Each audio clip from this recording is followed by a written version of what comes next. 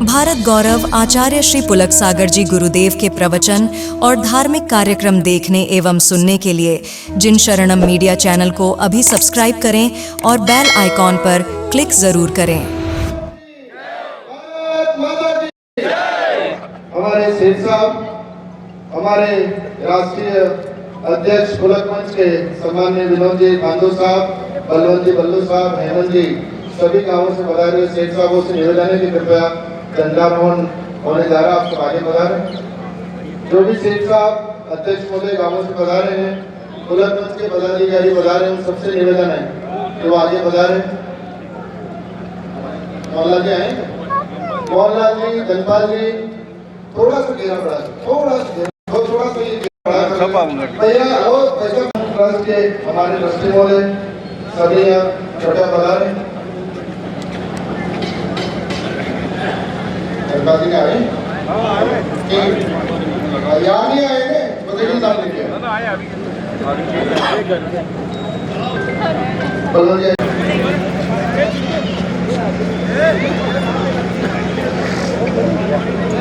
राष्ट्रगान की तैयारी के अवसर पर झंडारोहण हो रहा है।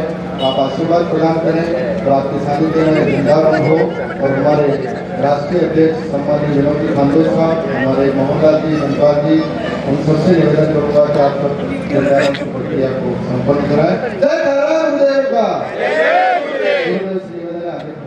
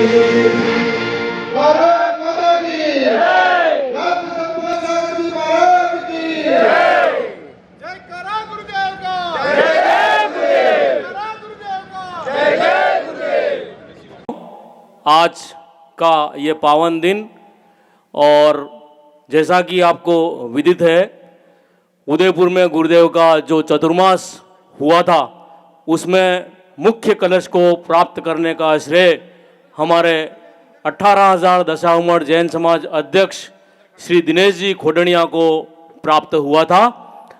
और उससे भी बड़ा परम सौभाग्य आज ये है कि गुरुदेव पुलक सागर जी का सानिध्य स्वयं हमें आज प्राप्त हुआ है और उन्हीं के हाथों से आज इस कलश की स्थापना उनके निवास पर होने जा रही है। एक बार जोरदार तालियों से अनुमोदना करेंगे। दूसरा सौभाग्य जो हमें प्राप्त हुआ, राष्ट्र संत पुलक सागर जी गुरुदेव के सानिध्य में हमें आज के इस पावन दिन 26 जनवरी के दिन, जहां अपना गणतंत्र लागू हुआ था, अपना संविधान लागू हुआ था, वहां हमें गुरुदेव का सानिध्य प्राप्त हुआ और ध्वजारोहण आपके सानिध्य में हुआ। एक बार उसके लिए भी जोरदार तालियों से अनुमोदना करेंगे। और अब आज के इस पावन कार्यक्रम को विधिवत रूप से आगे बढ़ाते हुए दीप प्रज्वलन के लिए मैं आमंत्रित कर रहा हूं विनोद जी भांदोद साहब, गेंदालाल जी भांदोद। हमारे पुलक मंच के राष्ट्रीय अध्यक्ष सम्माननीय विनोद जी भांदोद साहब से उनकी पूरी कमेटी से निवेदन है को पधारें। हमारे 18,000 दशावमढ़ समाज के परम संरक्षक सम्माननीय मोहनलाल जी, धनपाल जी और सभी हमारे पदाधिकारी पधारें, उन सबसे निवेदन है। और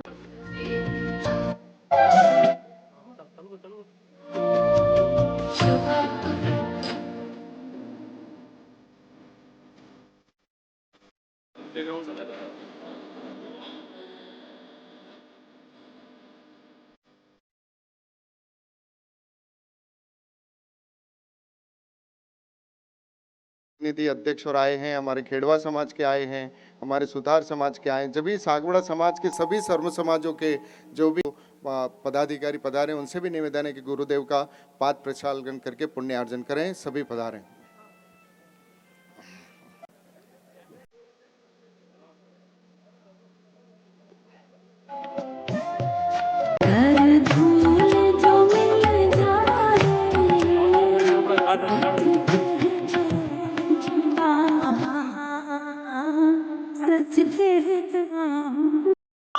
यह अर्घ का थाल सजा करके मैं मन में अति हर्ष आया हूँ। यह 8 द्रव्य स्वीकार हमारे करो। उदयपुर से पुलक मंच की सभी पदाधिकारी पधारी हैं, उन सबसे भी निवेदन है कि आप सब पधारिए।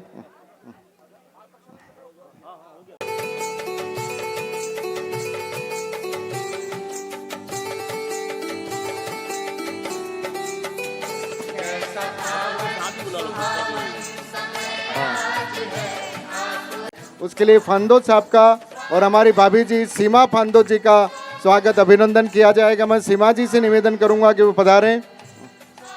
साथ ही हमारे दीपेश भाई जो पुलक मंच के वो पधारें और सीमा जी भाभी जी से भी निवेदन है कि उनका भी स्वागत अभिनंदन किया जाए।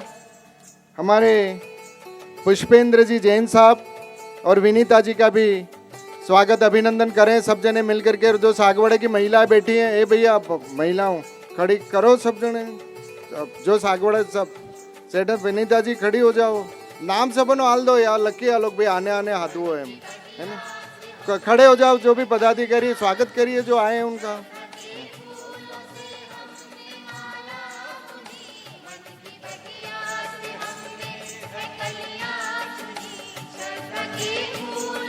उज्जवल जी दोवड़िया और भारती जी का स्वागत अभिनंदन किया जाएगा। हमारे पिंटू भाई और श्वेता जी का भी स्वागत अभिनंदन करें। पिंटू जी से भी निवेदन है, श्वेता जी से निवेदन है कि कृपया हमारा स्वागत स्वीकार करें। सुरभि चीनू खड़े होकर का अश्विना आप जो पूर्व ट्रस्टी हैं, हमारे कन्या राजमल जी शाह साहब और कीर्ति भाई और जो भी ट्रस्टी महोदय पधारे हैं पूर्व और भाभी जी का स्वागत किया जाएगा। ले जो प्रदुमन जी को लेना।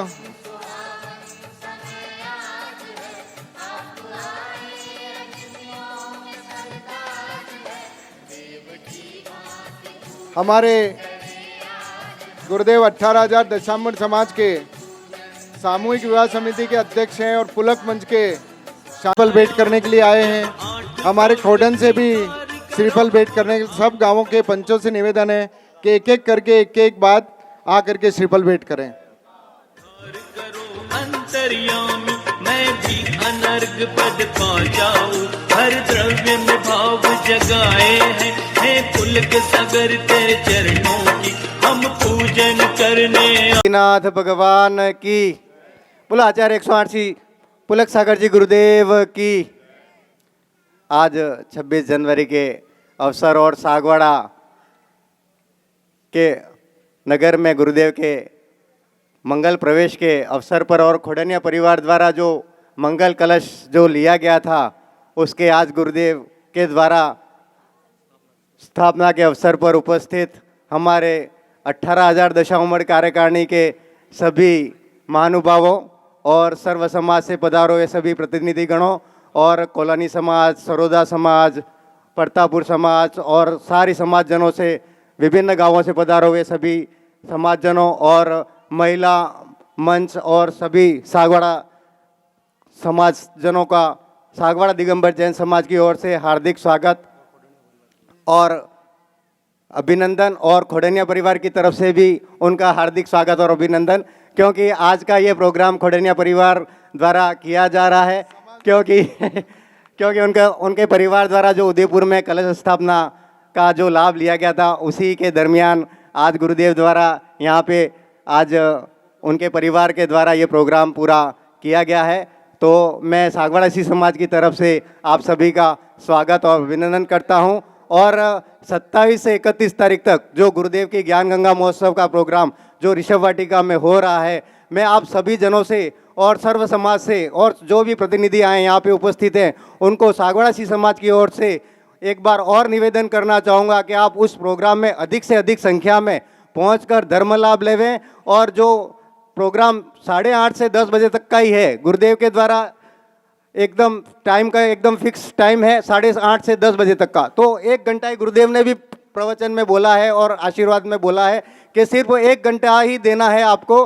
उस 1 घंटे में आप इतना लाभ ले पाएंगे जो आपको सदियों सदियों तक याद रहेगा। तो मैं एक बार फिर से आपको इस मंच के माध्यम से एक बार फिर से आपको निवेदन करना चाहूँगा कि आप जरूर इस प्रोग्राम में भाग लें और 27 से 31 जनवरी तक जो ज्ञान गंगा महोत्सव चल रहा है उसमें आप अधिक से अधिक संख्या में भाग लें। धन्यवाद। जय जिनेन्द्र। जय बोलो आचार्य पुष्पचंद्र सागर महाराज की जय, आचार्य पुलक सागर जी महाराज की जय, मुनि संघ की जय।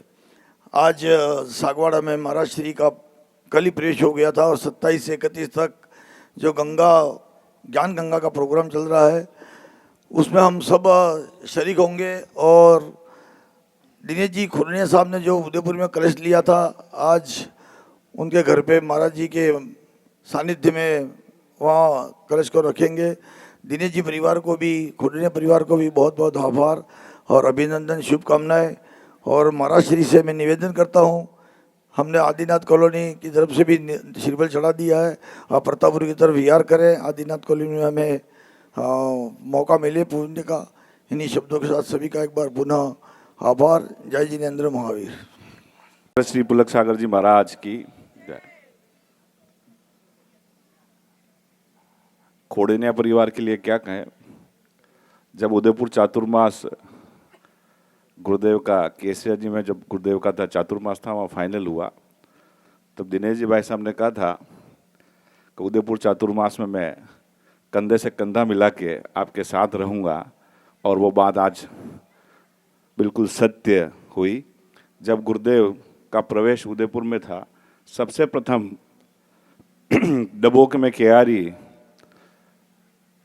कॉलोनी जो नई बनाई है, वहीं गुरुदेव का प्रवेश का कार्यक्रम रहा। वो भी बहुत ऐतिहासिक और बहुत सुंदर कार्यक्रम आपने कराया।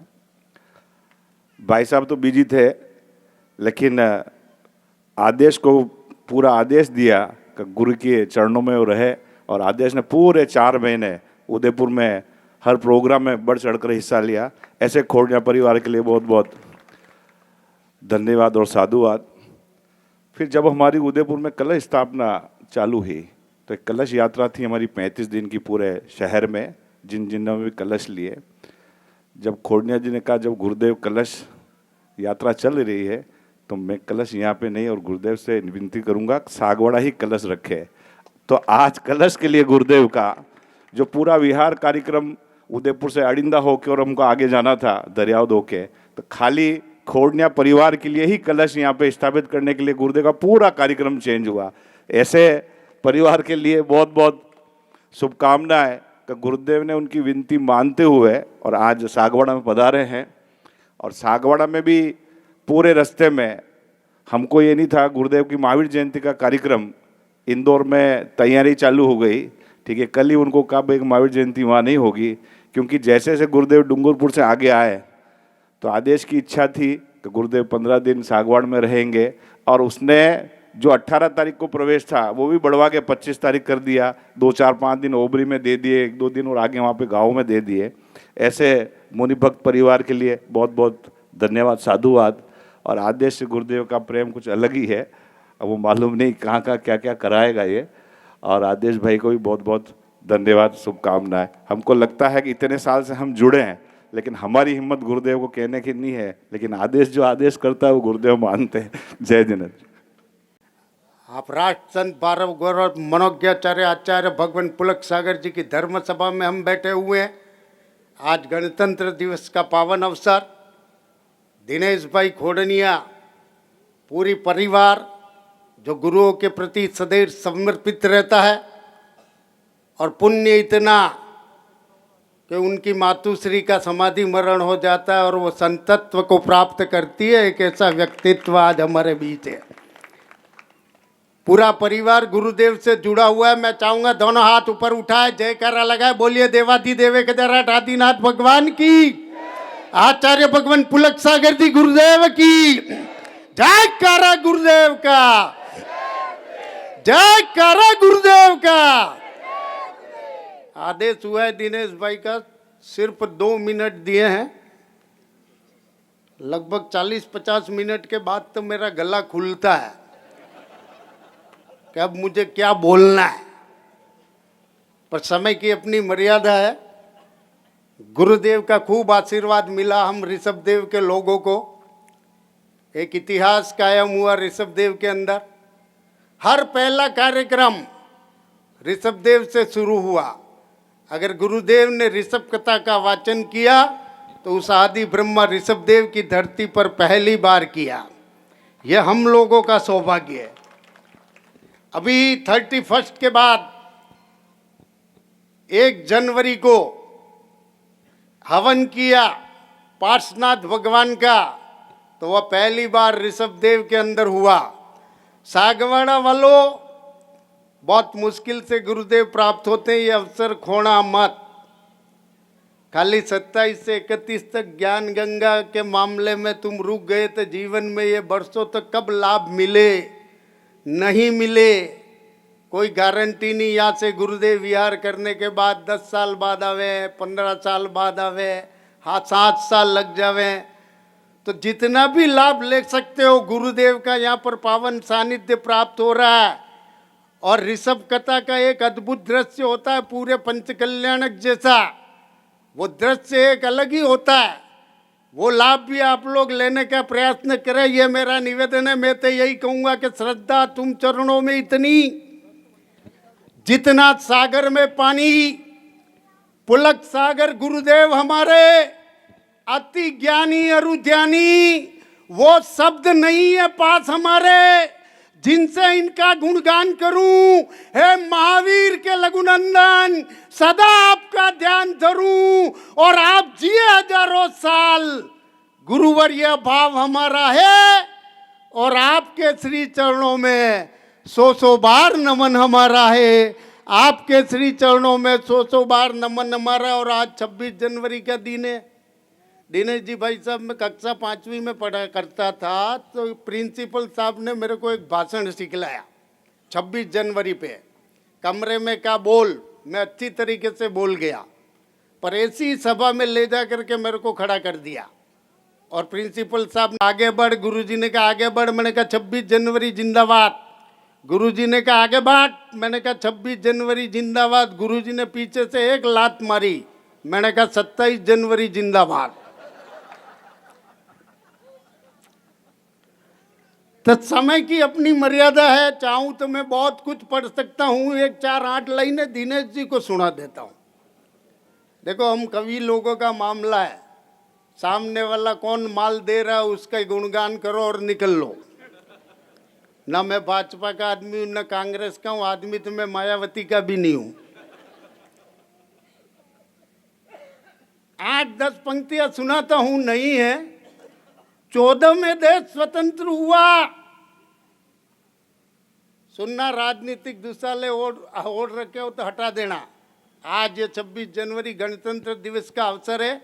एक सच कहने की हिम्मत कर रहा हूं, सच सुनने की हिम्मत करना।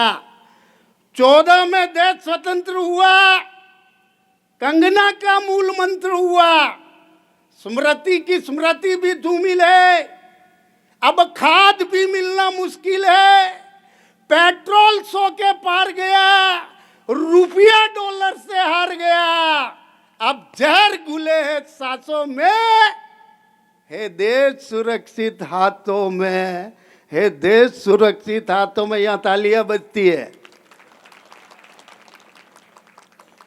मैं लंबी कविता नहीं पढ़ूंगा, बहुत लंबी चौड़ी है। कभी अवसर मिला, दिनेश भाई ने कवि सम्मेलन करवाया तो ये काम करते ही रहता हूं मैं, कि हिंदू मुस्लिम का शोर बढ़ा। जैसे विनोद जी बैठे हुए, हेमंत जी बैठे हुए, ऐसे ही ऐसे प्रधानमंत्री नरेंद्र मोदी शुरू में प्रधानमंत्री बने तो आडवाणी जी को और मुरली मनोहर को साथ ले जाते थे, ऐसे ही बिठाते थे और भाषण में कहते थे कि आज ये जिस जगह है वो मेरी वजह से है और मैं जहां पे हूं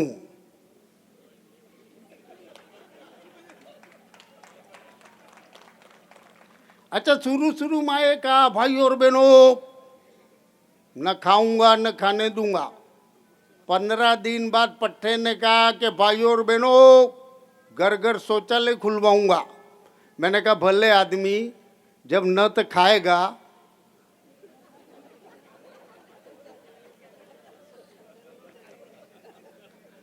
पढ़ता हूँ चंद पंक्तियां आचार्य भगवान के श्री चरणों में। समय की मर्यादा है, मैं तो यूं पूरे हिंदुस्तान में खूब ठाके लगवाने के लिए जाना जाता हूँ। आचार्य श्री की मुझ पर बहुत अत्यधिक कृपा है कि धक धक करती ज्वालाएं भी जिनके चरणों में चंदन बन जाती हो, मंत्र मुग्ध हो सारी जनता समता रस में सन जाती हो। रत्न त्रय के धारी गुरुवर आप सद्गुण से मंडित है, वेद कुरान पुराण के आप पारायण पंडित है। अरे पुष्पदंत सागर से लेकर दीक्षा। और अगली पंक्ति लगे आपके मन की कह दियो तो कोई हाथ खामोश नहीं रहना चाहिए, तालियों में तब्दील होना चाहिए कि पुष्पदंत सागर से लेकर दीक्षा लाए रत्न त्रय की गागर और युग युग जियो इस धरती पर मेरे गुरुवर पुलक सागर, मेरे गुरुवर पुलक सागर। बोलिए देवादिदेव गदरट आदिनाथ भगवान की।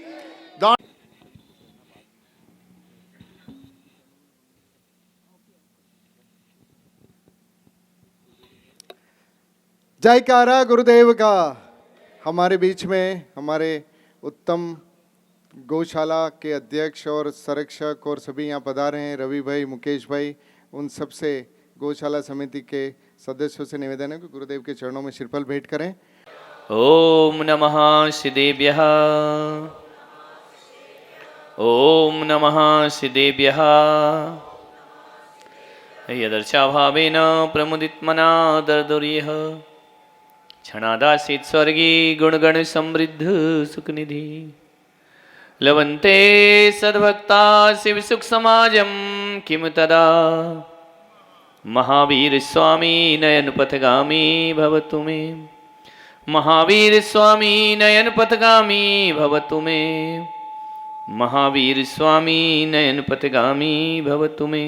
प्रथम तीर्थंकर शिवदेव भगवान की, भगवान महावीर स्वामी की, परम पूज्य गुरुदेव आचार्य श्री पुष्पदंत सागर जी मुनि महाराज की, अहिंसा परमो धर्म की, भारत माता की।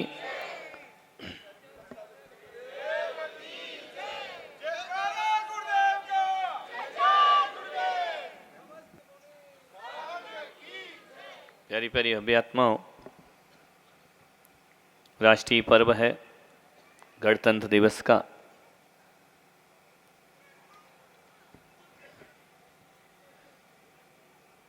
जब कोई देश स्वतंत्र होता है तभी गणतंत्र मनाया जाता है। आज सौभाग्य है कि राष्ट्रध्वज के सम्मान में हम सब खड़े हुए। सकल समाज, सकल हिंदुस्तानी, सकल भारतीय, आज पूरा देश तिरंगे को सलामी दे रहा है। बहुत सारी बातें हुई। बल्लू का अलग मैटर है, अपना अलग मैटर है। बल्लू हंस हंस के निपटा देता है, अपना कुछ स्टाइल अलग है। लेकिन आज शुभ संयोग है कि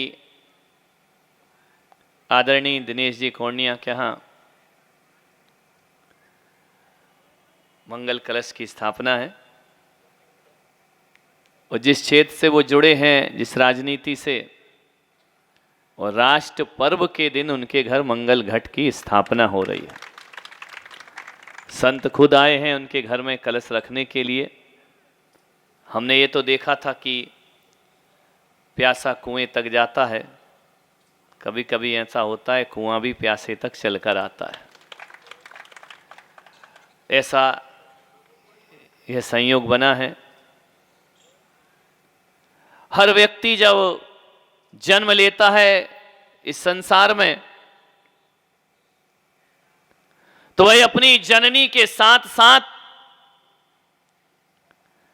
राष्ट्र के संस्कारों में भी जन्म लेता है। और जिस संस्कृति के साथ हमारा जन्म हुआ है वह है भारतीय संस्कृति। और जिस धरा पे हमने जन्म लिया है वह देश यदि दुनिया में कोई है तो वह भारत देश है, जहां हमारा जन्म हुआ है। यह देश वो देश है कि यहां पर देवताओं का जन्म होता है। ये देश वो देश है जहां पर अवतार पुरुष आते हैं। और ये देश वो देश है जहां पर तीर्थंकर जैसी आत्माओं का जन्म हुआ करता है। ये देश वो देश है जहां धर्म ग्रंथ पैदा होते हैं। ये देश वो देश है जहां संत पैदा होते हैं, अरिहंत पैदा हुआ करते हैं। दुनिया के किसी भी देश में चले जाना, दुनिया को घूमाना, वैज्ञानिक सब जगह पैदा हो जाएंगे, लेकिन भीतराग विज्ञान पैदा होता है तो हमारे हिंदुस्तान में पैदा हुआ करता है। यहां अध्यात्म जन्म लेता है, यहां तीर्थंकर जन्म लेते हैं। ये देश वो देश है जहां पर पदार्थों को खोजना महत्वपूर्ण नहीं माना जाता है, यहां परमात्मा को खोजा जाता है। यहां आत्मा और परमात्मा की चर्चा और चिंतन किया जाता है। उस देश में हम रह रहे हैं, लेकिन भारत जैसे देश में जन्म लेने के बाद भी भारत के होते हुए भी हमें भारत के प्रति समर्पण पैदा करना होगा। ध्यान रखिए, बाबा साहेब अंबेडकर संविधान का ग्रंथ एक राष्ट्र ग्रंथ देकर के गए। मंदिरों में धर्म ग्रंथ होते हैं, लेकिन पार्लियामेंट में राष्ट्र ग्रंथ रखा जाता है, जिससे देश चला करता है, जिसमें जीवन जीने की कला सीखी जाती है। और मैं सोचता हूं कि शायद मंदिरों के ग्रंथ दुनिया को एक ना कर पाए, लेकिन राष्ट्र ग्रंथ सारे हिंदुस्तान को एक कर दिया करता है, एकता से जीने का अधिकार दिया करता है, एकता से साथ जीवन यापन करने का अधिकार प्रदान किया करता है। आज गणतंत्र दिवस है, हमारे देश का संविधान पूज्य हुआ, अर्जित हुआ, उसकी स्थापना हुई, उसे लागू किया गया, लेखन हुआ। ध्यान रखिए मान्यवर, आपसे निवेदन है, इतना ही मैं आपसे कहने जा रहा हूं। दुनिया के किसी भी देश को घूम आना, अमेरिका चले जाओ घूमने, जापान चले जाओ, कहीं भी घूमने चले जाओ दुनिया के किसी भी देश में, वो जाते ही हैं। आगे पंक्ति वाले तो जाते ही रहते हैं विदेश से देश घूमने के लिए। लेकिन एक बात बताना, कितनी भी दुनिया की चकाचौंध देख लेना, कितनी भी चमक देख लेना, बाहर घूमने जाओगे तो कितने दिन मन लगेगा? 1 महीने, ज्यादा से ज्यादा 15 दिन, 7 दिन। फिर मन क्या कहता है कि चलो अपने देश वापस चलते हैं, कहीं भी घूम कर आ जाओ। हम कहीं भी घूमने चले जाएं, लेकिन अपना मन तो अपने देश में लगा रहता है। और दुनिया में किसी भी शहर में घूमने चले जाओ, कितना भी घूम लो, शाम को मन कहता है अपने घर वापस चला करते हैं। ध्यान रखना है, क्योंकि अपने देश से ज़्यादा सुकून और अपने देश से ज़्यादा जीवन के सूत्र और आदर्श दुनिया के किसी भी देश में प्राप्त नहीं होते। राकेश शर्मा अंतरिक्ष में गए, अंतरिक्ष की ऊंचाइयों को चढ़े। श्रीमती इंदिरा गांधी ने उनसे पूछा सैटेलाइट के माध्यम से कि बताओ तुम्हें वहां से अपना भारत कैसा लग रहा है? राकेश शर्मा ने कहा कि सारे जहां से अच्छा हिंदुस्तान हमारा, इससे अच्छा देश दुनिया में कोई दूसरा हो नहीं सकता है। गर्व पैदा हुआ उस समय अपने देश के प्रति, अपने वतन के प्रति। और कितना खूबसूरत अपना देश, इसकी भूमि कितनी पवित्र है। इसका नक्शा भी उठा करके देखो, दुनिया के तमाम नक्शे देख लेना, लेकिन भारत जैसा नक्शा दुनिया में किसी देश के प्राप्त नहीं, पास नहीं हुआ करता है। एक जीता जागता महापुरुष बनकर के भारत खड़ा हुआ है, एक राष्ट्र पुरुष बनकर के भारत खड़ा हुआ है। बाकी नक्शे तो देखो, कोई आड़े हैं, कोई टेढ़े हैं, कोई गोल हैं, कोई तिरछे हैं। भारत का नक्शा एक ऐसा नक्शा है। एक स्कूल में क्या हुआ, किसी ने नक्शा फाड़ दिया, बोले नक्शे को जोड़ो, कौन जोड़ सकता है इस नक्शे को, टुकड़े टुकड़े कर दिए, भारत के नक्शे को कौन जोड़ेगा। एक बच्चा था खड़ा हुआ, बोले मैं जोड़ सकता हूं। 1 सेकंड नहीं लगा, उसने नक्शा जोड़ दिया। उससे पूछा कि तूने नक्शा कैसे जोड़ा, ये अलग अलग टुकड़ों में बट गया। बोले कुछ नहीं, मैंने 2 कंधे फैलाए, एक पुरुष को बना दिया, अपने आप भारत का नक्शा तैयार हो गया और भारत अपने आप जुड़ करके खड़ा हो गया, अखंड भारत बन गया। मान्यवर, आपसे निवेदन है, एक आग्रह है, आज गणतंत्र दिवस के अवसर पर मैं इतने ही कहना चाहता हूं कि गणतंत्र तो मन चुका, गणतंत्र बन चुका। अब हमारा काम इस है कि गणतंत्र को गुणतंत्र बनाने का हम प्रयास करें। गुणतंत्र बनाइए। गणतंत्र गणराज्य की स्थापना तो हो चुकी है, लेकिन वो गुणतंत्र केवल राष्ट्रीय ध्वज फहराने से नहीं बना करता है। वह गुणतंत्र केवल रैलियां निकालने से नहीं बना करता है, केवल परेड करने से नहीं बना करता है। ये बात अलग है कि देश के स्वाभिमान को जागृत करने के लिए इन चीजों की भी जरूरत हुआ करती है। लेकिन गुणतंत्र बनने के लिए भारत को मजबूत बनाना पड़ेगा, इस देश को महान बनाना पड़ेगा। वो देश कौन है? कोई जमीन का टुकड़ा नहीं है हमारा भारत देश, कोई क्षेत्र नहीं है, कोई स्थान नहीं है। मैं भारत हूं, तुम भारत हो, ये भारत है। आगे बैठे वो भारत हैं, और जो पीछे बैठे वो भारत हैं, और जो यहां पर हैं वो भारत हैं, और जो नहीं आए वो भारत हैं। जो भारत का अन्न खाते हैं वो भारत हैं, जो भारत का पानी पीते हैं वो भारत हैं, जो भारत के स्वतंत्रता की सांसें लेते हैं वो भारत हैं। तो मैं पुलक सागर कहता हूं कि देश को सुधारने से देश नहीं सुधरेगा। हर व्यक्ति अपना सुधार कर ले, भारत अपने आप सुधर जाएगा। देश अपना विकास, हम अपना विकास करें, खुद का उत्थान करें, खुद की तरक्की करें, देश अपने आप तरक्की को प्राप्त हो जाएगा। किसी भूमि पे कब्जा करने से देश का विकास नहीं होता है। मनुष्य अपने मानवीय गुणों का विकास करे तो देश का विकास अपने आप हो जाया करता है। हर व्यक्ति अपने अपने जीवन को ईमानदारी से जीने का प्रयास करे, हर व्यक्ति अपने अपने व्यक्तित्व को ईमानदारी से जीने का प्रयास करे। मान्यवर, एक शिक्षक यदि ईमान ठान ले, अपनी कसम खा ले कि मैं बच्चे को ईमानदारी से शिक्षा दूंगा, बेईमानी से ना दूंगा, मैं कहता हूं हथियारों के जखीरों से भारत महान नहीं बनेगा। एक शिक्षक यदि ईमानदारी से अपना शिक्षा का धर्म निभाता है, तो बच्चे यदि ईमानदारी से पढ़ाई करते और अपने जीवन का विकास करें तो देश का विकास होने में ज्यादा दे। एक इंजीनियर ईमानदारी से काम करे, एक डॉक्टर ईमानदारी से काम करे, एक राजनेता ईमानदारी से काम करे। ध्यान रखना, जो जिस क्षेत्र में है और संत अपना संतत्व ईमानदारी से जिए। बताओ, इस देश को विकास से फिर कौन रोक सकता है? दिक्कत तो यह है कि जो जहां है वहां ईमानदारी से नहीं है, हर जगह बेईमानी से आदमी काम किया करता है। धर्म के क्षेत्र में आकर भी लोग ईमानदारी से धर्म को नहीं जी सकते हैं। भारत का एक एक क्षेत्र पूरी निष्ठा, ईमानदारी, लगन से अपने कर्तव्यों का निर्वहन करने लग जाए, कौन किसे महान बनाएगा? हर व्यक्ति अपने आप में महान बनकर के खड़ा हो जाएगा। वही गुणतंत्र की स्थापना इस देश में होना चाहिए। ऐसे ही भारत की स्थापना इस देश में होना चाहिए। मान्यवर, कैसा देश में हमने वो दिन देखे हैं।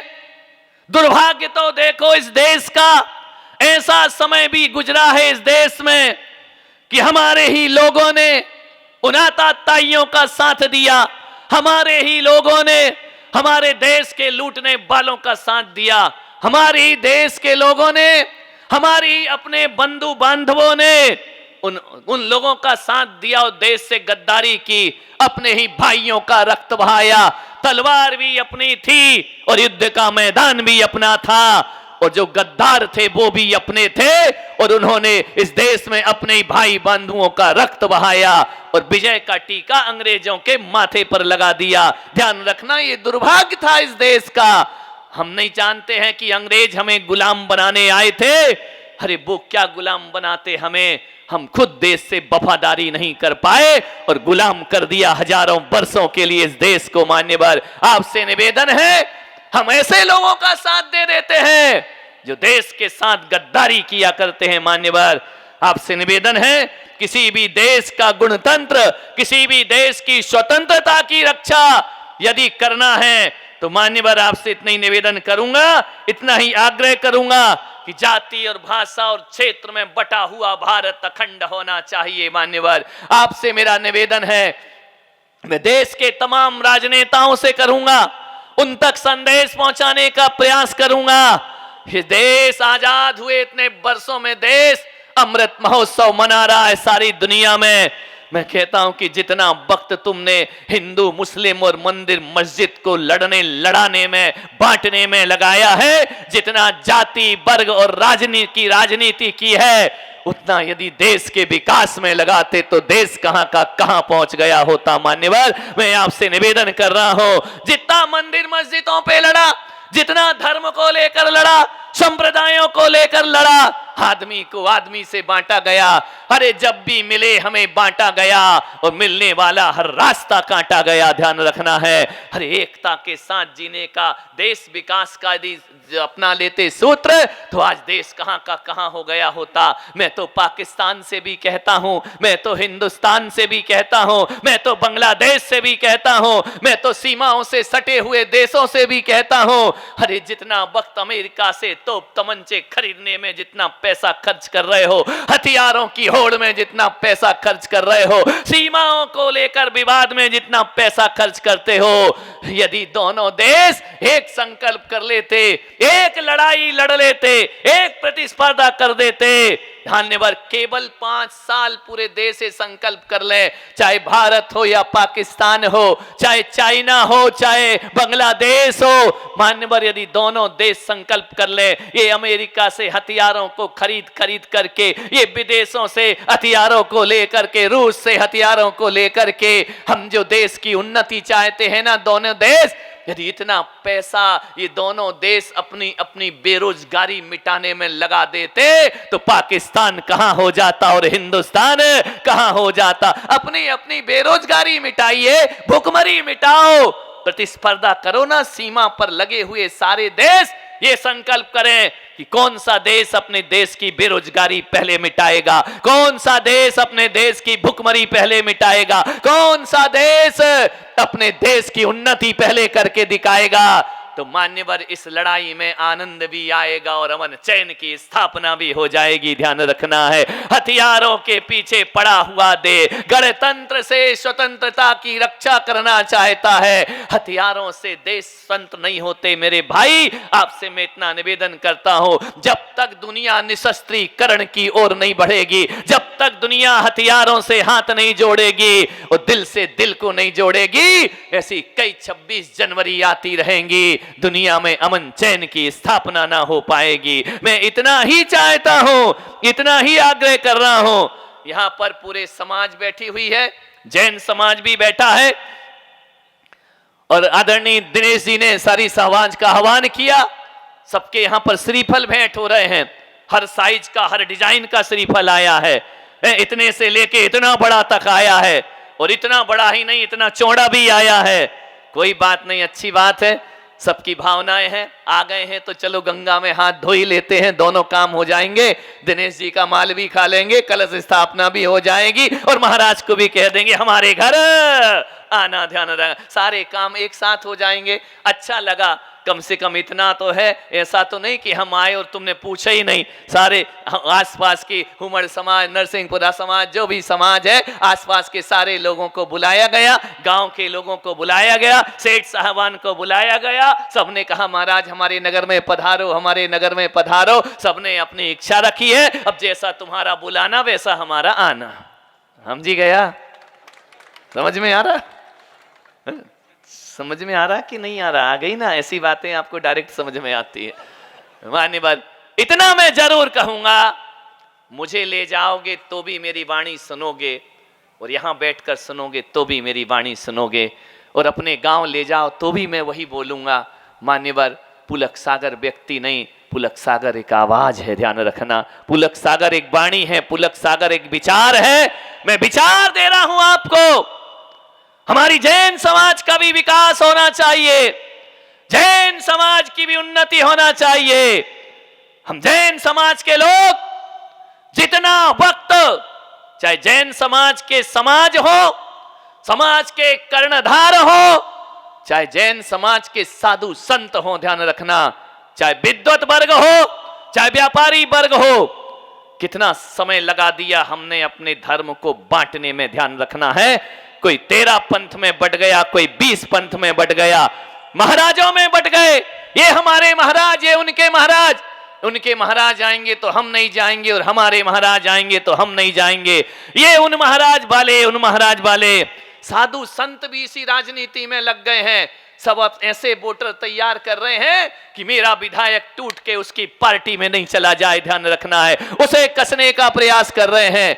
एक साधु के एक श्रावक के जेब में यदि विद्यासागर जी का चित्र वाला पेन लग जाए तो दूसरे सागर वालों के आशीर्वाद देने की स्टाइल बदल जाया करती है, ध्यान रखना है। आपसे मैं निवेदन करना चाहता हूं, पुष्पदन सागर का बैनर लग जाए तो दूसरे सागर वाले कहते हमारे महाराज नहीं है। ये कैसा दुर्भाग्य है इस देश का।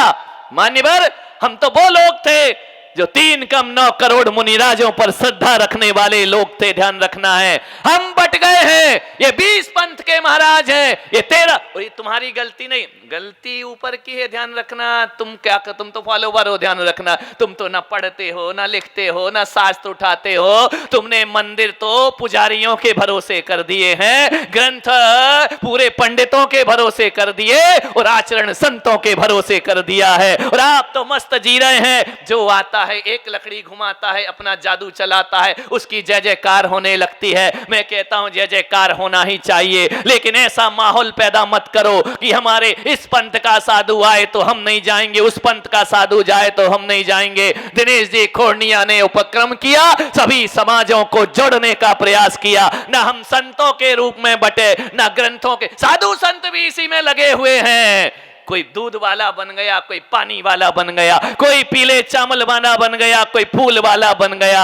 अरे नादानो, ना हमें दूध चढ़ाना है, ना पानी चढ़ाना है, ना हमें फूल चढ़ाना, ना पीला चावल चढ़ाना है। आज ये बात 26 जनवरी पर इसलिए बोल रहा हूं, सभी लोग एकत्रित हुए हैं, मैं सभी के गांव नहीं जा सकता हूं। आज मौका मिला है तो बोलकर ही 26 जनवरी मनाऊंगा, ध्यान रखना है। आपसे मेरा निवेदन है, मैं कोई सोच के नहीं आया था, विचार करके नहीं आया था, सब आ गए तो मैं भी अब बहती गंगा में हाथ धो लेना चाहिए। मान्यवर, सोचिए कैसा विभाजन हो रहा है। हम देश की अखंडता की बात करते हैं और हम खुद अखंड नहीं हो पा रहे हैं। मेरे भाई, हम अपनी समाज को अखंड बनाने का प्रयास करें। मान्यवर, आपसे निवेदन है कि जितना हम लोग, चाहे श्वेतांबर हो, चाहे दिगंबर हो, चाहे 13 हो या 20 हो, चाहे स्थानक हो, तोड़ा तो हम ही लोगों ने है, तुम्हारी कोई गलती नहीं। मैं तुम्हारी गलती हो तो तुम्हें प्रायश्चित दे देता, मैं, गलती तो हम ही लोगों की है। जब भी कोई ऊपर की बटन गलत होती ना, तभी सब बटन गलत लगती हैं, ध्यान रखना। और अनुशासन जब भी टूटता है, ऊपर से टूटता है, नीचे से नहीं टूटा करता है। हमारे पूर्वजों ने भगवान जाने क्या सोच बनाई और टुकड़े टुकड़े कर दिए हमारी जाति के, हमारे धर्म के, हमारे मजहब के। मैं उनका प्रायश्चित करने को निकला हुआ हूं, ध्यान रखना। कोई जरूरी नहीं है कि बुजुर्ग जो करें वो सही हुआ करता है।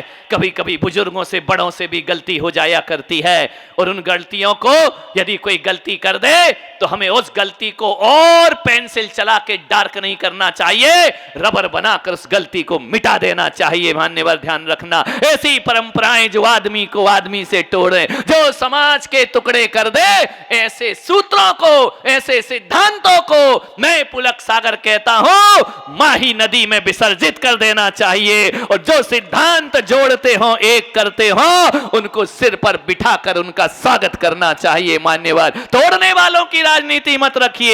मान्यवर, आज हम मंदिरों में जाते हैं, एक मंदिर में जाएं, दूसरे मंदिर वाला कहते हमारे महाराज नहीं। कभी कभी ऐसा महसूस होता है हमारे हृदय की पीड़ा है, ऐसा लगता है कि जैसे हम किसी अजैन के मंदिर में आ गए हों। ध्यान रखना है, हमारे मंदिर भी हमें अपने और पराये लगने लगे हैं। हमारे बीतराग भगवान ऐसे लगने लगे ये हमारे पंथ के नहीं, ये उनके पंथ के हैं। दिगंबर हो, श्वेतांबर, कोई भी हो, मान्यवर आपसे कहता हूं, चाहे दिगंबर साधु हो, चाहे श्वेतांबर साधु हो, चाहे 13 पंथ हो, चाहे 20 पंथ हो, चाहे स्थानक हो, ये अपने अपने बैनर और अपने अपने नाम का प्रचार करना छोड़कर यदि महावीर का प्रचार करते तो जैन धर्म विश्व धर्म बन करके खड़ा हो जाता है। अपनी अपनी प्रभावना में, अपने अपने गुरु की प्रभावना में वो कहता है इनका फोटो हटाओ, हमारा फोटो लगा दो, हमारे गुरु का झंडा ऊंचा करो। अरे नादानो, सब छोड़ करके महावीर का झंडा ऊंचा करते तो आज ये जैन धर्म हमारे सामने पैदा हुए 1400 साल के धर्म, हमारे सामने पैदा हुए 2-2000 वर्ष के धर्म विश्व धर्म बन करके खड़े हो गए। और हम आपस में लड़के मर के, भारत तो छोड़ो, एक देश तो छोड़ो, यदि देखा जाए तो एक प्रदेश भी जैनियों का नहीं है पूरे विश्व में, ध्यान रखिए है। एक महावीर की प्रभावना में लग जाओ, चाहे श्वेतांबर हो, चाहे दिगंबर हो, चाहे 13 हो या 20 हो, हम व्यक्तिगत प्रचार को छोड़कर तीर्थंकर महावीर का प्रचार करेंगे, ऐसा संकल्प ले ले। ध्यान रखना, आंखें लगाओ, आंखें निकालो, फूल चढ़ाओ, दूध चढ़ाओ, धत तेरे की, ऐसे लोगों को महावीर मोक्ष में जाने देंगे? प्रवेश नहीं मिलेगा, ध्यान रखना, एंट्री नहीं मिलेगी। क्योंकि जब महावीर से नजरें मिलाओगे, महावीर कहेंगे कि मैं जब इस दुनिया से गया था तो एक ही धर्म छोड़ करके गया था, ये कितने टुकड़े तुमने कर लिए, ध्यान रखना, एक कैसे बट गए तुम इन धर्मों में, बताइए। एक बार मेरे ख्वाबों में भगवान महावीर आ गए, धरती पर उतर करके आ गए, आते नहीं है, ध्यान रखना, मेरी बातों में मत लगना, मैं तो जो कहानी कह रहा हूं वो गलत है, सरासर झूठी है, गप है, मेरे मन की बनाई हुई है, कहानी का तथ्य गलत है मेरे भाई, लेकिन विश्वास दिलाता हूं कहानी का तथ्य बिल्कुल सही होगा, ध्यान रखना है। कहानियों पर मत लड़िए, ये सारी दुनिया ने धर्म को, आदमी को बांटने के लिए ना जाने कैसी कैसी कहानियां गढ़ ली हैं। 13 वाला अपनी कहानी बना लेता है, 20 वाला अपनी कहानी बना लेता है, श्वेतांबर अपनी कहानी बना लेते हैं, दिगंबर अपनी कहानी बना लेता है। ये कहानियों ने इतना बंटाढार किया है, ध्यान रखना, पूरी दुनिया का मान्यवर, ध्यान रखना है। हम सिद्धांतों में तो सब एक है, श्वेतांबर भी कहता हिंसा परमो धर्मा, दिगंबर भी कहता हिंसा परमो धर्मा, 13-20 भी कहते अहिंसा परमो धर्मा। ये अहिंसा परमो धर्म की हिंसा किसने कर दी? एक झूठे किस्से कहानियों ने हिंसा कर दी, ध्यान रखना है। अपनी मान्यता के लिए कहानियां गढ़ लेना, अपने उदाहरण प्रस्तुत कर देना, अपने सिद्धांत लेकर के आ जाना। हर इन कहानियों से सिद्धांतों की हत्या मत करो मेरे भाई, ये झूठी कहानियों से समाज को तार तार मत करो। आपसे मेरा इतना ही निवेदन है, इतना ही आग्रह करने जा रहा हूं। महावीर मेरे ख्वाबों में आए, जैसे ही पहुंचे हिंदुस्तान में प्रवेश हुआ उनका, मेरे ख्वाबों की कहानी है, मेरे सपनों की कहानी है। दौड़े दौड़े दिगंबर गए, बोले भगवान चलो हमारे मंदिर में। भगवान ने देखा था हमारा मंदिर क्या होता है, ये मूर्ति तुम्हारे दिगंबर का मंदिर, बोले श्वेतांबर का मंदिर। अरे बोले पागलो, मंदिर तो तीर्थंकरों के होते, तुम्हारे थोड़ी होते, वहां तो तीर्थंकर बैठा करते। बोले हमारे मंदिर में चलो। महावीर ने पूछा तुम कौन? बोले हम दिगंबर, हम शुद्धामना वाले, हम पवित्र लोग, हम अंबर नहीं पहनाते हैं, हम श्रृंगार नहीं करते हैं। महावीर ने 2 कदम बढ़ाए, इतने में श्वेतांबर दौड़े आए, उन्होंने कहा भगवान कहां जा रहे हो? जे तुम्हें आंगी भी नहीं पहना पाए, जो तुम्हें आंखें नहीं लगा पाए, हीरे मोती नहीं चढ़ा पाए, उनके मंदिरों में जा रहे, नंगों के मंदिर में जा रहे हो। आओ हम हीरे की आंगी पहनाएंगे, हम आपको सोने की बेदी बनाएंगे, हीरे मोती से जड़े हुए छत्र चमर लटकाएंगे। महावीर ने कदम यहां मोड़ा कि भाई चलो धनपतियों के पास चलते हैं। जैसे ही गए वहां से दौड़े दौड़े आए, स्थानक वाले दौड़े आए, बोले भगवान कहां जा रहे हो? आपका दिमाग खराब है क्या? हीरा क्या मोती, इसे छोड़ के तो आप भगवान बने हो। वो जितनी भी मूर्तियां हैं वो तुम्हारा असली रूप थोड़ी इनने अपने मन से बना ली है। चाइना में बनाओ तो तीर्थंकर की नाक चपटी कर देते, हिंदुस्तान में बनाए तो नाक सुडौल बना दिए। कहां जा रहे हो? अरे मूर्ति के लफड़े में मत पड़ो भगवान, हमारे स्थानक में चलो, आराम से बैठ के बातें करेंगे। जैसे ही गए, अरे बोले स्थानक में क्यों जा रहे हो? 13 पंथी आ गए, बोले थोड़ी लंबी पट्टी में आओ, छोटी पट्टी में काहे को जा रहे भगवान? बांधो तो अच्छे से ढंग से बांधो, हमारे में आओ। 13 पंथी बोले हमारे ध्यान, हमारे आ जाओ 13 पंथ भवन में। यहाँ से 20 पंथी आए, बोले महाराज अरे चंपा चमेली अनार लेकर आया हूँ, बेला गुलाब मचकुंद चमेली लाया हूँ। अरे 13 पंथियों ने कहा भगवान कहाँ जा रहे हो? पीले चावल लाया हूं केसर से रंग करके। कहां तुम वहां फूलों में जा रहे? भगवान महावीर चौराहे पर खड़े हैं, चारों तरफ उनके अनुयायी खड़े हैं। महावीर ने नजरें दौड़ाई, कहां जाऊं कहां जाऊं, किसके यहाँ जाऊं किसके यहाँ जाऊं। 2 मिनट नहीं लगा, महावीर अंतर ध्यान हो गए। पूछा, भगवान आप किसी के मंदिर में नहीं गए, लौट के क्यों चले गए? बोले, जिस दिन सब्जे अनेक हो जाओगे उस दिन मैं फिर से जन्म लूंगा, ध्यान रखना है। और जब तक तुम बटे रहोगे, ना मैं तो मंदिर में मिलूंगा, ना स्थानक में मिलूंगा, ना तेरा पंथ भवन में मिलूंगा। मैं जब भी मिलूंगा तुम्हारे भीतर बैठी विशुद्ध आत्मा में मेरे दर्शन होंगे, ध्यान रखना है। महावीर हृदय के आसन पर आकर विराजमान हो गए। मान्यवर, आपसे मेरा निवेदन है, आपसे मेरा आग्रह है, सारी समाजें मिलकर के, कोई गुरुवाद, संतवाद और शास्त्रवाद और पंथवाद नहीं, हम जैनी, अपना धर्म जैन, इतना ही परिचय केवल हो, ऐसा आने वाला कल हो, ध्यान रखना। तो ये 26 जनवरी मनाना सार्थक हो जाएगी। हर धर्म के साथ यही खिलवाड़ हुआ है। इस्लाम भी बट गया, 2 में शिया और सुन्नियों में जाकर बट गया, ईसाई बट गए, ध्यान रखना है। और हिंदुओं का तो पूछो ही नहीं, कितने बढ़ गए, टुकड़े टुकड़े हो गए, ध्यान रखना है। राम वाला शिव मंदिर में नहीं जाता, शिव वाला राम मंदिर में नहीं जाता, वो कृष्ण के मंदिर में नहीं जाता है। मान्यवर, कोई सूर्यवंशी है, कोई चंद्रवंशी है। अरे मेरे भाई, धर्मों में धर्मात्मा नहीं दिखता और राष्ट्र में कोई राष्ट्र भक्त नहीं दिखता है, ध्यान रखिए। मान्यवर, आपसे निवेदन है कि 26 जनवरी का जश्न मनाएं, हम किसे गणतंत्र दिवस का हम जश्न मनाएं। आदमी आदमी के खून का प्यासा हो गया है, आदमी अपने अपने अहंकार का प्यासा हो गया है। महावीर के वंश में भी महावीर के दर्शन दिखाई नहीं दिया करते हैं। मान्यवर, ना मंदिरों में देखा, मस्जिदों में देखा, सब जगह देखा। मंदिर और तीर्थों से हम वापस लौट आए क्योंकि हमने वहां भी पत्थर के ही भगवान पाए, ध्यान रखना है। भगवत्ता पाषाण में नहीं हुआ करती है, भगवत्ता हमारे हृदय में हुआ करती है। मान्यवर, भगवत्ता हमारे आचरण में होती है, भगवत्ता हमारे व्यवहार में होती है। जो बागड़ और मेवाड़ की शान था कि कोई भी मुनि चला जाए, दिगंबर रत्नत्रयधारी, पूरा बागड़ पलक पावड़े बिछा दिया करता था, बिछ जाता था।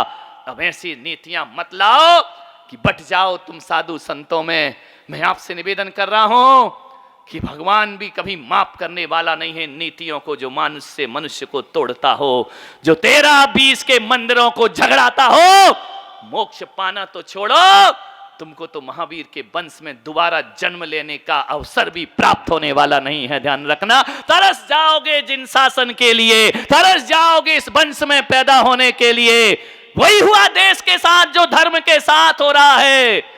ऐसे लोगों के साथ मिल गए, अपने ही लोगों के खून बहाए, अपने ही लोगों के रक्त बहाए, ध्यान रखना है। अपने ही भाई बंधुओं पर तलवारें चलाई और विजय का टीका किसी और के माथे पर लगा दिया। मान्यवर, सारे फैसले वापस लो। जितने भी अदालतों में केस पड़े हैं, एक संदेश में दिगंबर श्वेतांबर को देता हूं। बेटी विवाह करते हो, रोटी व्यवहार कर रहे हो, एक थाली में खा रहे हो, लेकिन एक मंदिर में जाने को तैयार है नहीं। क्या हम ही लोगों को लड़ाने के लिए पैदा हुए तुम लोग, ध्यान रखना है। तुम तो एक बार क्या वो कांजी वालों और हमें बहुत बोलना पड़ा। मैंने कहा फू अच्छा जबरदस्त प्रवचन किया, प्रवचन के बाद देखा कि वो कांजी वाले मुनि वालों के यहाँ खा रहे हैं, वो उनके यहाँ खा रहे हैं। तो मैंने कहा तुम हमको काहे को लड़ा रहे मेरे भाई, ध्यान रखना। उस दिन से मैंने लफड़ा ही बंद कर दिया। तुम जानो, तुम अपनी बेटी दे रहे, तुम रोटी ले रहे, तुम खा रहे हो, पार्टी में जा रहे, शादी में जा रहे, जहां मलाई मिलती है एक हो जाया करते हो और साधु संतों को लड़ा दिया करते हो, ध्यान रखना। मैंने उस दिन से सोच लिया, एक तरफ जाए लफड़ा दुनिया भर का, अपने को कुछ लेना देना नहीं। हम साधुओं को लड़ा के तुम तालियां बजा के चल देते हो मेरे भाई, ध्यान रखना है। और कोई किसी का नहीं होता, सब बेकार के लोग हैं, ध्यान रखना है। मैंने 32 साल की साधना में देख लिया, मेरा चेला वही है। जब तक मैं माला पहना रहा हूं, जब तक स्टेज पे तालियां बजवा रहा हूं, तिलक लगा रहा हूं, जिस दिन निगाह फेर ली, महाराज चेंज, ध्यान रखना, महाराज ही बदल जाते हैं। मान्यवर, विचार करिए, जैसे नहीं हुआ फायदा तो डॉक्टर चेंज, उठाओ दूसरा डॉक्टर ढूंढ करके लाओ। मान्यवर, ये कोई धर्म हुआ करता है, ये कोई संस्कृति हुआ करती है। आपसे मेरा निवेदन है, मैंने तो विश्वास करना ही छोड़ दिया। जो कहता ना मैं आपका खास चेला, समझ जाता बदमाश यही।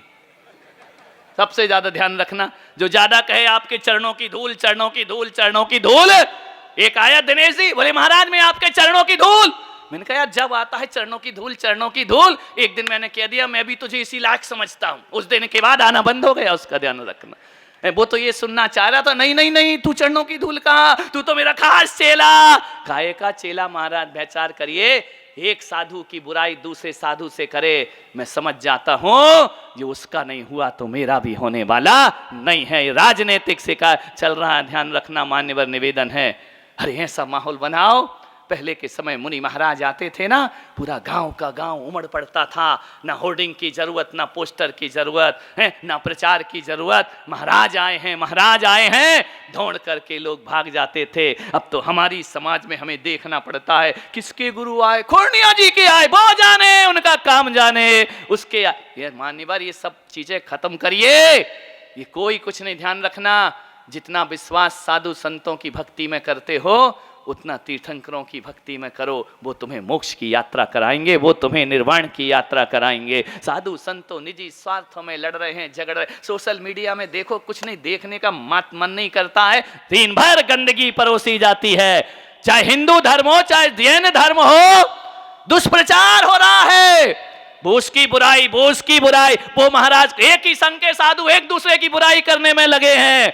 मान्यवर, लगता है क्या चल रहा है पूरे देश में। हाँ, जिस देश में, स्वतंत्र देश में, 21वीं सदी में और वर्तमान के युग में जैनियों ने जितना जैन का धर्मनाश किया है उतना शायद किसी आताताई ने धर्मनाश नहीं किया होगा। हमारी संघ के, हम ही एक संघ के एक दूसरे की बुराई, एक दूसरे की छींटाकशी, वो कुछ कहता है दूसरा कुछ कहता है। मैं तो कहता हूं आने वाले 5 साल के लिए साधु संतों को रोक लगा दीजिए, कोई सोशल मीडिया पर नहीं आएगा, कोई मोबाइल में नहीं आएंगे, दिन भर बैठे हैं, कुछ ना कुछ चल रहा है, बुराई निंदा। अरे इस मुंह से अच्छा बोलो मेरे भाई, ध्यान रखना, आपसे निवेदन करता हूं, किसी साधु की प्रशंसा नहीं कर सकते, तुम्हारा दिल सिकुड़ जाता है, छोटा सा हो जाता है, तो कम से कम बुराई मत करो। ध्यान रखना, इतना भी संकल्प कर लो तो जीवन का उद्धार हो जाएगा। समाज एकता, एक कहता है ऐसा करो, एक कहता, समाज पिस रही है, दो पंथों के बीच में, ध्यान रखना है, टूट रही है, बिखर रही है।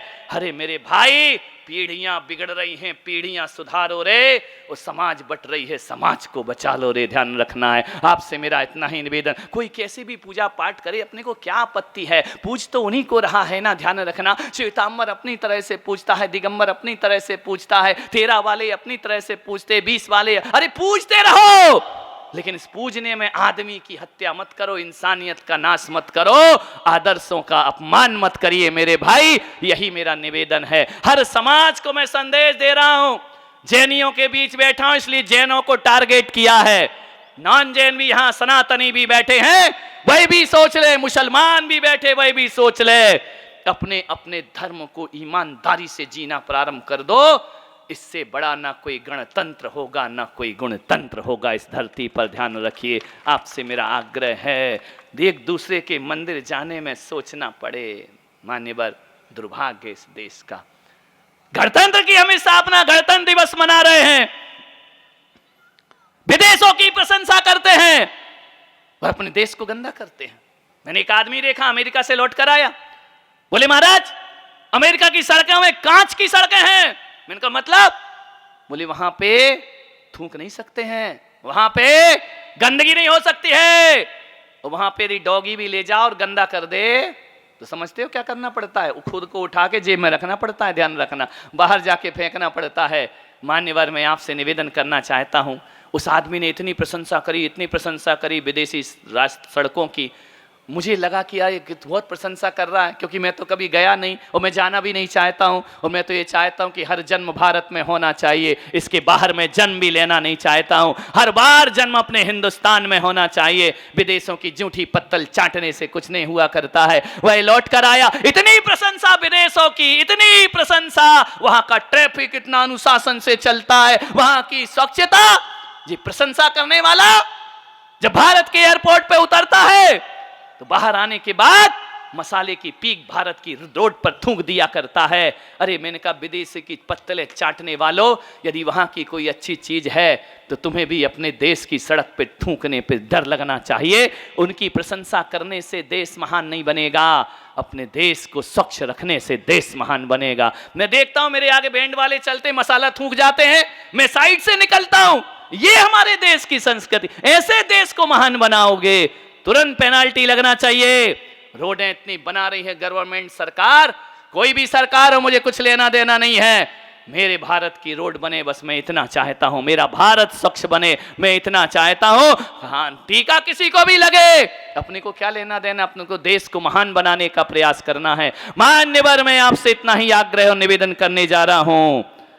एक ही आग्रह करूंगा, गंगा नहा के, अभी महाकुंभ हुआ ना, गंगा में स्नान किया, मैं कहता हूं गंगा नहाओ, परंपरा है, अच्छी बात है, मेरा कोई विरोध नहीं है। लेकिन मैं कहता हूं कि पाप मत धो। पाप धोने, गंगा नहाने से पाप धुल जाएंगे। मैं कहता हूं यदि गंगा नहाने से दुनिया भर के पाप धुलेंगे तो गंगा को गंदा करने से भी पाप लगा करता है, ध्यान रखिए। मैं आपसे कहता हूं नदियों को पवित्र रखने का प्रयास करिए, गंदगी विसर्जित मत करिए, गंगा को पवित्र रखो। मान्यवर, हम स्वस्थ इसलिए नहीं हैं कि बहुत से अस्पतालों की भरमार हो गई है, हम स्वस्थ इसलिए हैं कि अच्छे डॉक्टर होना चाहिए। मान्यवर, अस्पताल अच्छी बनाने से भी जीवन में स्वास्थ्य की प्राप्ति नहीं होती है, डॉक्टर अच्छे मिलना चाहिए। और डॉक्टर से भी ज्यादा वो सफाई कर्मचारी हमें स्वस्थ रखता है, जो अस्पतालों को रोज साफ और स्वच्छ बना करके रखता है। मैं तो आपसे इतना ही कहना चाहता हूं कि असली वंदे मातरम कहने का अधिकार उस सफाई कर्मचारी को है, जो देश को पवित्र रखा करता है, पावन रखा करता है। अब बलिदानी लोगों की जरूरत नहीं है, अब कोई फांसी पर लटकने वाला नहीं है, अब कोई दुनिया की ताकत हम पे नजरें उठाने वाली नहीं है। लेकिन ऐसा नहीं कि फांसी पर लटके तभी वंदे मातरम हुआ करता है। देश को स्वच्छ रखने वाला एक कर्मचारी भी वंदे मातरम का असली अधिकारी होता है। मान्यवर, मैं आपसे निवेदन करता हूं, कितनी गंदी हैं गलियां, सड़कें कितनी गंदी हैं, और हम कहें कि हमारा देश महान है। मेरे भाई, भारत को स्वच्छ रखने का, पवित्र रखने का संकल्प करो। आपसे मैं इतना ही आग्रह करने जा रहा हूं, आपसे इतना ही कहना चाहता हूं, क्या गणतंत्र की स्थापना इतने वर्षों के बाद भी हम इस दुनिया भारत में इतनी आजादी के अमृत महोत्सव मनाने के बाद भी कितना दुर्भाग्य है कि हम हिंदी को राष्ट्रभाषा का दर्जा नहीं दे पाए। मान्यवर, हम लड़ते रहे हिंदू में, मुसलमान में, इसमें देश की भाषा तक तुम चुनने का तुमको पावर नहीं मिल पाई। मान्यवर, आज तक तुम निर्णय नहीं कर पाए कि हमारी देश की भाषा कौन सी है। मान्यवर, देश को महान बनाना है। ये गौरक्षा समिति के लोग यहां बैठे हुए हैं, इतने वर्षों के बाद भी आप देश के भरा हिंदी को राष्ट्रभाषा नहीं बना पाए, और इतने वर्षों की आजादी के बाद भी गाय को राष्ट्र माता नहीं बना पाए। ध्यान रखना है, राष्ट्र माता कब बनेगी? लोग बोले राष्ट्रीय पशु क्यों? गाय पशु नहीं है, गाय तो माता हुआ करती है, उसे राष्ट्र माता का दर्जा नहीं दिला पाए, राष्ट्रभाषा का दर्जा नहीं दिला पाए। क्या करेंगे? आपस में लड़ रहे हैं, झगड़ रहे हैं, राजनीति चल रही है। मान्यवर, आपसे निवेदन है, 26 जनवरी है, बोलना बहुत कुछ था, लेकिन समय की अपनी सीमा है। देश के लिए कभी कभी बोलने का अवसर प्राप्त हुआ करता है। मैं चाहता हूं कि जैन समाज के माध्यम से जो मैंने संदेश दिया है, हर कौम उस संदेश को स्वीकार करे और भारत को मजबूत बनाने का प्रयास करे। ये मत सोचना कि दिनेश जी ने जैनियों को बुलाया, ये हमारी कोई साठ गांठ या बातचीत हो गई कि आए तो बोलना। महाराज, हमें भी नहीं पता, उन्हें भी नहीं पता कि क्या होना है, लेकिन 26 जनवरी का मामला है और सभी लोगों ने यहाँ पर श्रीफल चढ़ाए हैं। मैं किसी के श्रीफल नहीं ठुकराता हूँ, भावना और विचारों से सबके घर में पहुंचूंगा, आशीर्वाद प्रदान करता हूं। कहीं भी रहो, मैं तुम्हारे खिलाफ कैसे जाऊं? तुम तो मेरे महावीर के वंशज हो, मैं तुम्हारे खिलाफ कैसे जाऊं? तुम तो हमारी जयकार लगाते हो, तुम तो हमारी पूजाएं करते हो, अर्चना करते हो, शुमना बलियां अर्पित करते हो। पूरे देश की समाज से मेरा कोई विरोध थोड़ी है, किसी भी समाज से मैं विपरीत थोड़ी हूँ, कोई भी पंथ के हों। मैं तो कहीं भी चला जाता हूँ जोड़ने के लिए। मैं जयपुर गया तो टोडर वाले हुकुमचंद भारिल, रतन चंद भारिल लेने आए, बोले आप हमारे घर में आएंगे। मैंने कहा मेरे नाम के आगे मेरे गुरु ने सागर लगाया है, कोई नदी नाले नहीं लगाया है। मैं वह सागर हूँ जो सब नदियों को अपनी बाहों में समेटने का साहस किया करता हूँ। ध्यान रखना, मैं तो सब में चला जाता हूँ, कहीं भी जाऊँ। लड़ाना भिड़ाना मेरा काम नहीं हुआ करता है। अभी हम पूरे घूम के आए, दिनेश जी पूरी जगह पे चारों तरफ का राउंड लेकर के आए। 13 में भी गए, 20 में भी गए, घाटोल में भी मजा लिया, पारसोला में भी मजा लिया, दरियाबाद में भी मजा लिया, ऋषभदेव का आनंद उठाया, खेरवाड़ा आया, अब यहाँ आया। मुझे क्या करना है? कौन कहता है समाज 13-20 में बटी है? बांटने वाले तो हम ही हुआ करते हैं। यदि हम हर मंदिरों में जाना स्वीकार कर लें, शमशान में चले जाओगे, कोई भी मर जाए, मंदिरों में परहेज किया करते हो, ध्यान रखना। बारातों में चले जाओगे, शादी विवाह में चले जाओगे, मान्यवर वहां जात नहीं पूछते हो। होटल में बैठ के खाते हो, वहां नहीं पूछते कौन जात का है, ओछी जात, महाजन जात। सारी लड़ाइयां मंदिरों के आंगन में ही हुआ करती हैं मेरे भाई। जहां एक होना चाहिए वहां हम लड़ते हैं, और जहां लड़ना चाहिए वहां हम एक हो जाया करते हैं। आपसे इतना ही निवेदन करता हूं, अंतिम संदेश आपको दे रहा हूं कि जिससे दिल लगाना चाहिए उसमें दिमाग मत लगाओ, और जहां दिमाग लगाना चाहिए वहां दिल मत लगाओ। ध्यान रखिए, आपसे मेरा निवेदन और आग्रह है बड़ी विनम्रता के साथ, भगवान में दिमाग नहीं लगाओ, भगवान से दिल लगाना सीखो, और समाज में दिल मत लगाओ, इनसे दिमाग लगाना सीखो। मान्यवर, यही जीवन की पवित्रता का संदेश है। आप सबने सुना, किसी को बुरा लगा हो, लग जाए, ध्यान रखना है। दिक्कत मेरे साथ यही है कि लोगों को बुरा नहीं लगता, बुरा लगे तो सुधारो, ध्यान रखना। उन्हें बुरा ही नहीं लगता है, मोटी चमड़ी हो गई है, बोलते रहो, सुनते रहेंगे। मैं तो भगवान से रोज प्रार्थना करता हूं कि मेरे प्रवचन का हर आदमी को बुरा लगना चाहिए, क्योंकि जिस दिन बुरा लगता है उसी दिन अच्छाई के द्वार खुला करते हैं। ध्यान रखना है, बुरा लगे तो लग जाओ, मेरे बाप का क्या बिगाड़ लोगे, ध्यान रखना। मान्यवर, जो भी कहूंगा तीर्थंकर की बात कहूंगा, जो भी कहूंगा डंके की चोट पे कहूंगा, और जो भी कहूंगा आगम की ओट पे कहूंगा। ध्यान रखना है, हम भी यदि तुम्हारे जैसे बन जाए तो फिर सुधारने वाला कौन होगा इस धरती पर? लोभी गुरु लालची चेला, होए नरक में ठेलम ठेला। ध्यान रखना है, कड़ी बात कहूंगा, कड़वी बात कहूंगा, लेकिन देश को, समाज को सुधारने की बात कहूंगा। मान्यवर, आप सबने सुना, घोरनिया जी ने ये अवसर प्रदान किया। मैं तो समझ रहा था कि इस बार 26 जनवरी नहीं मनेगी बिहार में। मैंने कमरे में बैठे थे, मैंने कहा इस बार 26 जनवरी बोले मनेगी महाराज। मैंने कहा कैसे मनेगी, कोई तैयारी नहीं, 25 को मेरा प्रवेश हो रहा है। बोले मनेगी महाराज, और इस बार 26 जनवरी जो मनेगी, केवल सागवाड़ा की नहीं, पूरे बागड़ और मेवाड़ की 26 जनवरी। हम यहाँ बैठ कर के सभी समाज के प्रतिष्ठित लोग, गरिमामय लोग यहाँ पर उपस्थित हुए हैं, सभी संस्थाओं के लोग यहाँ पर उपस्थित हुए हैं। मैं सबको आशीर्वाद देता हूँ, और ये जो भावावेश में मैंने नहीं बोला है, बहुत सोच समझकर दिमाग और होशो हवास में मैंने बोला है कि मेरे महावीर को धर्म के बांटने को किसी को इजाजत नहीं दी जाएगी, चाहे वो साधु संत हो, चाहे वो श्रावक हो। महावीर की वाणी वह वाणी है जो शेर और गाय को एक घाट में बिठाकर पानी पिलाया करती है। उसकी ही हम प्रभावना करें, उसमें ही आगे बढ़ें। आप सबने सुना, अनुग्रहित हो। जय